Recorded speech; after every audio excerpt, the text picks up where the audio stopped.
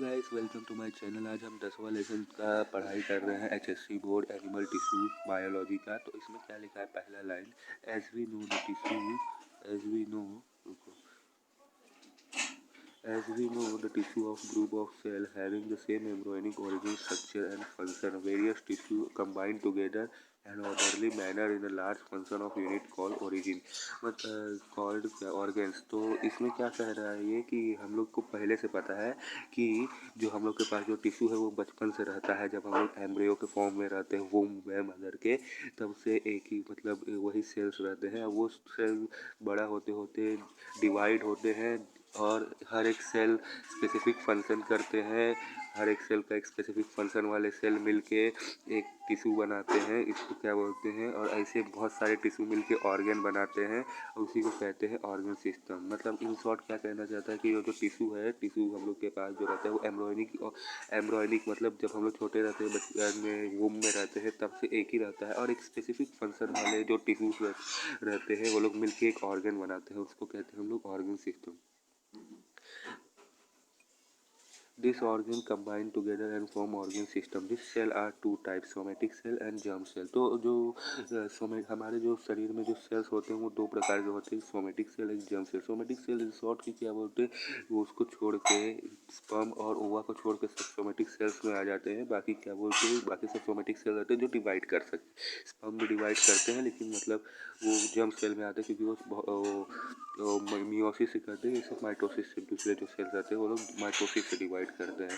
तो इसमें क्या लिखा है आगे देखो कि the word somatic is derive from Greek word Soma means body. मतलब क्या बोलते हैं, जो वर्ड जो सोमेटिक सेल का पहला वाला अक्षर है उसका मतलब होता है सोमा, ग्रीक वर्ड से डिराइव किया गया है। तो और आगे देखो क्या लिखा है, all body of organism except sperm and ova have somatic cell, the sperm and ova are the germ cell. तो ये मैंने आपको बता दिया है। लास्ट जो इसके अंदर लिखा गया है,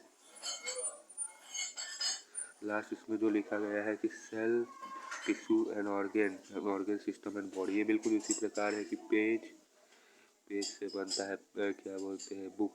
जैसे जैसे अभी रुको, पैराग्राफ से बनता है पेज, पेज से बनता है बुक, और ऐसे ही बुक्स बहुत सारे बुक मिलके बनाते हैं नॉवेल्स। दूसरी प्रकार एक सेल से बनता है टिश्यू, टिश्यू से बनता है ऑर्गन्स, और ऑर्गन से बनते हैं ऑर्गन सिस्टम बॉडी।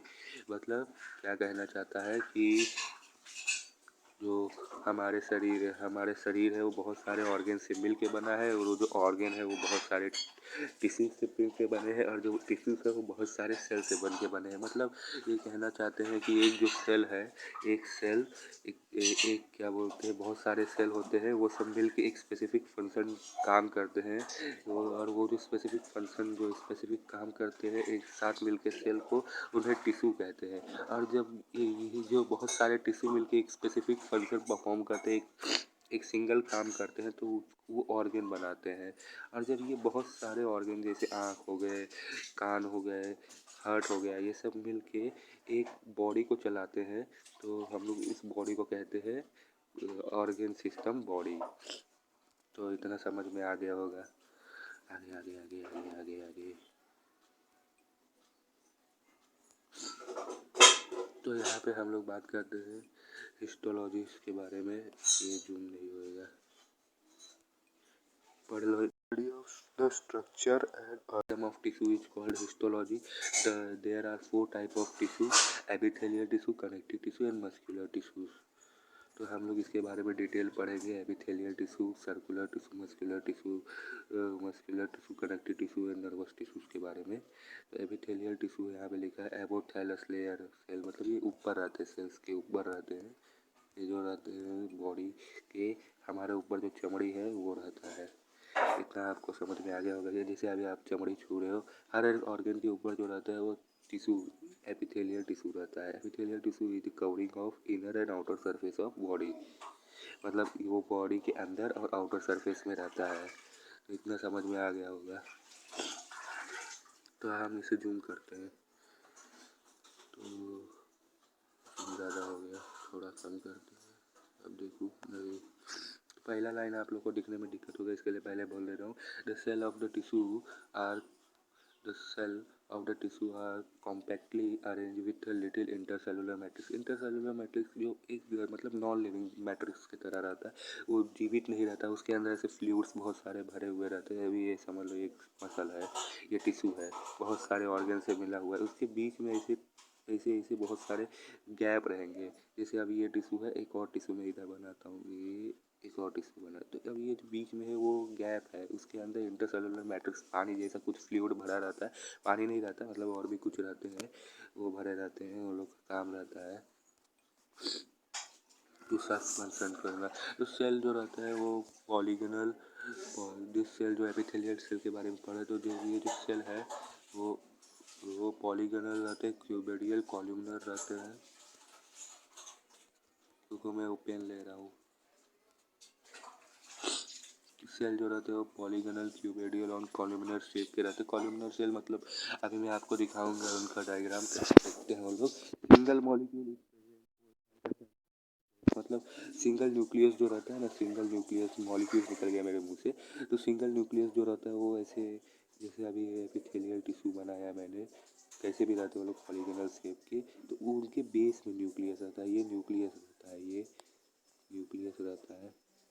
समझ में आया कि मतलब बेस में रहता है उनके। मैं क्या बोलते पहले एक काम करता हूँ, आपको डायग्राम में ही समझा देता हूँ।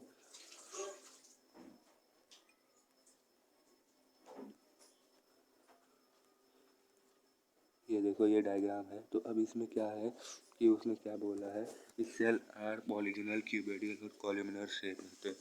तो ये जो देखो ये कॉलमनर, क्यूबोडियल मतलब जो इपिथेलियल सेल में देखो ये क्यूब जैसा दिख रहा है ना आपको, ये ऐसे ऐसे ऐसे ऐसे है, और फिर इधर पीछे जाके भी मतलब क्यूब बनाने आपको आता ही होगा कि कैसा क्यूब रहता है, ऐसे कुछ है। उधर जाएंगे मतलब इसको ट्रांजैक्शन में देखेंगे तो ऐसे ही दिखेगा। और इसके बीच देखो यहाँ पे डायग्राम में शो भी अच्छे से किया है कि ये जो बेसल है उसमें क्या बोलते हैं, लास्ट में न्यूक्लियस दिखाया गया है। ये ऊपर का सरफेस है, एपिकल सरफेस, ये बेसमेंट मेम्ब्रेन है, मतलब ये नीचे का जो बेसमेंट मेम्ब्रेन रहता है वो है, मतलब ये हमारे बॉडी के जो उसके भी नीचे रहता है मेम्ब्रेन, वो है, इसी में रहता है वेस्कुलर, मतलब इसके अंदर वो नर्व्स नहीं रहते हैं, ये जो सेल रहते हैं। अभी आप ही देखो, आपके जो चमड़ी है उसको दबाओगे तो दर्द होएगा, लेकिन इसके ऊपर नर्व्स नहीं है, इसके अंदर रहते हैं नर्व, जिसको ये प्रोटेक्ट करता रहता है। इसके ऊपर नर्व्स नहीं रहते हैं। इतना आप लोग को समझ आया, मतलब वो नसें जो गई रहती है, आर्टरीज एंड वेन्स, वो सब नहीं रहते हैं इसके ऊपर। This tissue are the vascular. It is good capacity of rearrangement. Major function is protection. It also help to the absorption, transportation and filtration. अब ये जो लाइन है यहाँ पे हम लोग को दिया गया है कि ये जो है, जो क्या बोलते हैं, इनका जो मेन फंक्शन क्या रहता है कि ये बहुत ही अच्छे से रीजनरेट कर सकते हैं। मेजर फंक्शन इनका क्या है कि absorption, transportation, filtration and secretion में काम आते हैं। मतलब ये किसी भी चीज़ को अब्जॉर्व कर सकते हैं, क्योंकि इनका सरफेस एरिया कम रहता है, ये पतले रहते हैं, क्यूबिडियल शेप में रहता है, तो ये अच्छे से बाहरी मॉलिक्यूल्स को एब्जॉर्व कर सकते हैं, ट्रांसपोर्टेशन में हेल्प कर सकते हैं, फिल्ट्रेशन, इसके बारे में मैं आपको आगे बताऊंगा। जो epithelial tissue is classified into two type, simple squamous and cuboidal epithelial tissue. ये भी कल के लेक्चर में या अगले लेक्चर में जो होगा वो उसमें बताऊंगा मैं, ये इनके बारे में एकदम अच्छे से क्या लिखा गया है। तो ये compound epithelial is made up of two और मोर लेयर ऑफ सेल। तो कंपाउंड एपिथेलियल भी रहते हैं, जैसे ये सिंगल है, सिंगल मतलब बेसमेंट का बना हुआ था। अभी मैं आपको दिखाता हूँ।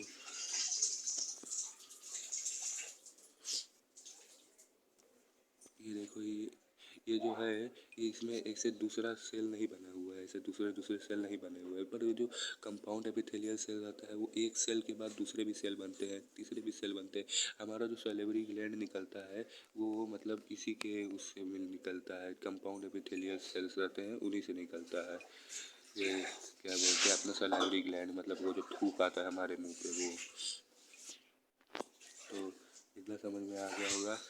और ये सिक्वेमस एपिथेलियल सेल के बारे में अभी हमें सिंपल सिक्वेमस सेल की, ये टिश्यू फ्लैट रहते हैं, पॉलीगनल रहते हैं, फुटपाथ जैसे अभी फुटपाथ में जाते हैं वैसे दिखते हैं, प्रोमिनेंट स्पेरिकल और ओवल न्यूक्लियस। मतलब आपको इसी डायग्राम में बता कि ये देखो ये जो शेप है इसका, ये जो है न्यूक्लियस है, इसका शेप आपको कैसा दिख रहा है, ओवल जैसा दिख रहा है, कभी ऐसा प्रोमिनल कैसा भी दिख रहा है। ये देखो ये कैसा है, ये ऐसा भी बन गया है। तो ये किसी भी मतलब इसका जो रहता है वो ओवल शेप में भी हो सकता है, दूसरे शेप में भी हो सकता है। फंक्शन क्या है आपको बार बार बता चुका हूँ, प्रोटेक्शन के लिए है, क्या बोलते हैं हमारे बॉडीज़ के ऊपर रहता है, और ऑर्गेन्स के बाजू बाजू में भी ऐसे ये लोग लिपटे रहते हैं, मतलब ऑर्गेन्स के बाजू को भी कवरिंग करते रहते हैं, ऑर्गेन्स को कवर करके रखे रहते हैं, फिल्ट्रेशन में काम आता है। तो ये कहाँ पाए जाते हैं, जो ब्लड वेसल्स रहते हैं, मतलब ब्लड वेसल को कवर करने के लिए पाए जाते हैं अल्वियोलाई में। ये जो सिंपल सिक्वेमस एपिथेलियल है, सिंपल सिक्वेमस एपिथेलियम का ये जो डायग्राम है, सिक्वेमस एपिथेलियम का, सिंपल सिक्वेमस एपिथेलियम जो रहता है वो फिल्ट्रेशन के लिए काम करता है। तो हमारे बॉडी में जो लंग्स होते हैं, आपने पढ़ा होगा, जो लंग्स होते हैं, लंग्स में क्या बोलते हैं, बहुत सारे ऐसे ऑल्वियोलर सैक रहते हैं, ऐसे गुच्छे जैसे बने रहते हैं, छोटे छोटे गुब्बारे जैसे। तो अब ये जो है इसके अंदर सिंपल सिक्वेमस एपिथेलियम रहता है, इसके नीचे से ऐसे ब्लड जाता रहता है, ब्लड वेसल गया रहता है।